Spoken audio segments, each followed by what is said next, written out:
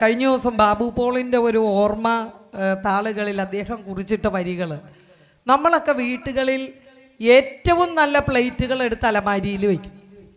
കാരണം എന്തിനാണെന്നറിയോ? വിരുന്നുകാർ വരുമ്പോൾ വിളമ്പാൻ. ഏറ്റവും നല്ല വസ്ത്രം എടുത്ത് ഇടാതെ വെക്കും, എല്ലായിടത്തും പോകുമ്പോൾ ഇടാൻ.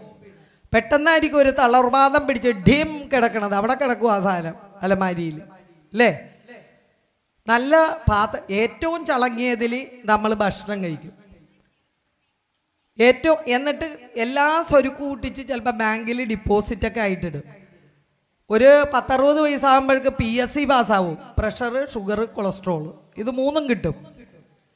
അത് കഴിയുമ്പോൾ ഓർമ്മയുണ്ടാവില്ല, വെളിവുണ്ടാവില്ല, ബാങ്കിലിട്ട കാശിന് പോലും ഓർമ്മയുണ്ടാവില്ല. അവസാനം പോകുന്ന ഒരു യാത്രയുണ്ട് അങ്ങോട്ടേക്ക്, ഒറ്റ കോടിയേ തരുള്ളൂ. ഈ ശാഖക്കാർ കൊണ്ടുവന്ന്, ആലയിലെ ശാഖക്കാർ കൊണ്ടുവന്ന് ഒരു മഞ്ഞക്കോടി പതിപ്പിക്കും. പാർട്ടിക്കാരാണെങ്കിൽ ഒരു ചുവന്ന കോടി പതിപ്പിക്കും. ഈ ഒരു കോടിയേ കിട്ടുള്ളൂ.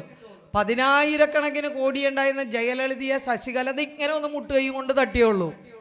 ആ 10,000 ജോഡി ചെരുപ്പടക്കമുള്ള സകലതും പോയി കോടികൾ, അല്ലേ? അപ്പം മനുഷ്യൻ്റെ ജീവിതം ക്ഷണികമാണ്. നിങ്ങളത് ആനന്ദിക്കുക, ആഘോഷിക്കുക, അല്ലേ?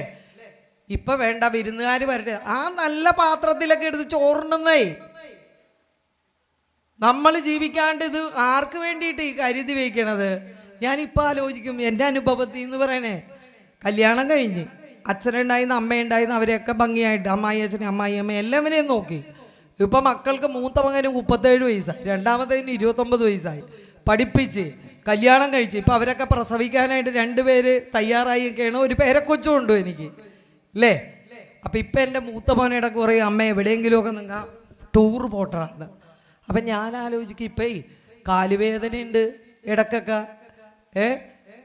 മറ്റേ SNDP-കാർ സ്നേഹത്തോടു കൂടി ചെല്ലുമ്പോൾ ഷീബ ടീച്ചറിന് നാരങ്ങ വെള്ളം, പായസം, ഈ കുടുംബ യൂണിറ്റ് വാർഷികത്തിന് ചെല്ലുമ്പോൾ വേണ്ടെന്ന് പറഞ്ഞാലും ടീച്ചർ ഒരു ഗ്ലാസ് പായസം കുടിച്ചിട്ട് പോകും.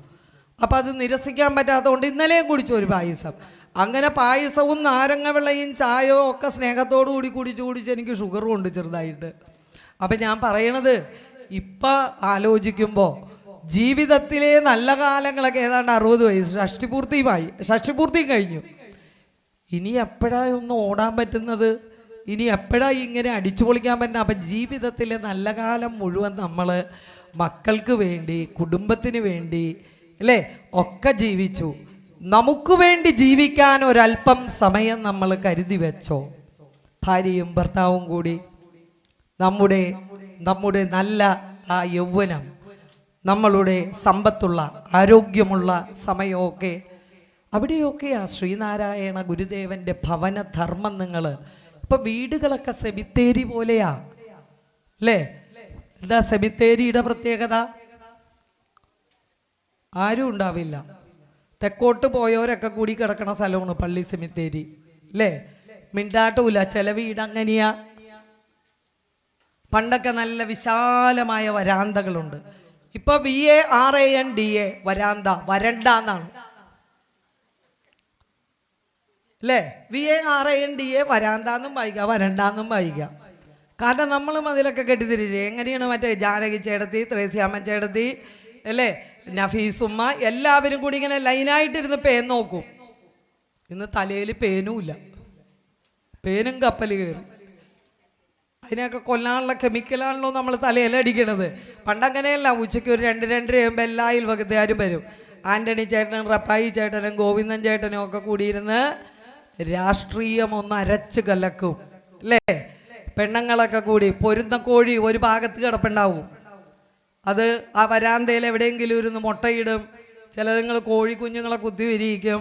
അങ്ങനെ ഒരു വലിയ പാരസ്പര്യം ഉണ്ടായിരുന്നു. അത് പ്രകൃതിയോടാണെങ്കിലും മനുഷ്യരോടാണെങ്കിലും ഉണ്ടായിരുന്നു ഈ ഒരു പാരസ്പര്യം.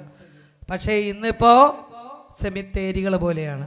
കഞ്ഞി വിളമ്പട്ടെ, കുറച്ച് കഴിയട്ടെ, മെസ്സേജാ,